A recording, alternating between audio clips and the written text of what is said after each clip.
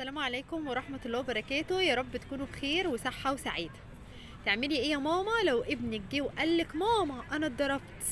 اول حاجة هتيجي في دماغك او اول سؤال هتسأليه له: مين اللي ضربك يا حبيبي؟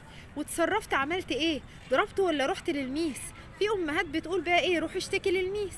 وامهات تانية تقول له بقى ايه: لا، اللي يضربك اضربه. وخصوصا بقى لو هو ايه، يعني ماشي رايح مشوار في طريقه للنادي، في طريقه للمدرسة، وحد ضربه، فانت هتقولي له بقى ايه: اضربه.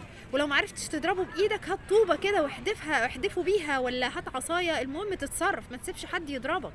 لا يا ماما، التصرف دوت غلط تماما. ليه؟ لانك بتربي طفل عنيف وعدواني.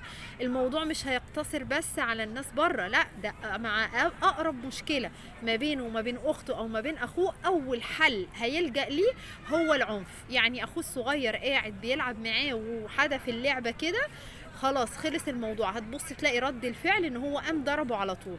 فانتي ما تربيش الطفل على حاجه زي كده. طب ازاي اخلي ابني بقى ملطشه رايحين جايين عمالين يضربوا فيه؟ لا، انتي مش هتعملي كده خالص. انتي هتخلي ابنك ثقته بنفسه عاليه، يقدر يتصرف في موقف زي ده بانه يمسك ايد الولد اللي بيحاول يضربه، يمنعه ان هو يضربه، ويبص في عينه كويس جدا ويقول له: انا مش هسمح لك ان انت تضربني.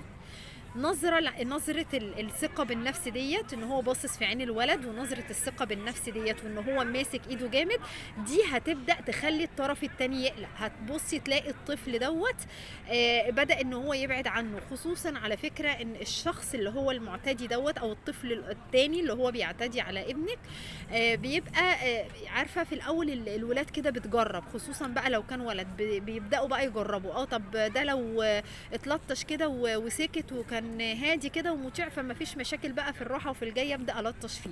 لكن لو الطفل خد موقف وحس ان الطفل واثق من نفسه ما يقبلش ان حد يضربه، على فكره الموضوع ده هيختلف وهيفرق كتير جدا. الطفل ده مش هيقدر يتعرض لابنك تاني بعد ما يعمل كده. بس اهم حاجه ان احنا نزرع الثقه بالنفس جوه اولادنا. يا رب اكون في الدكتور.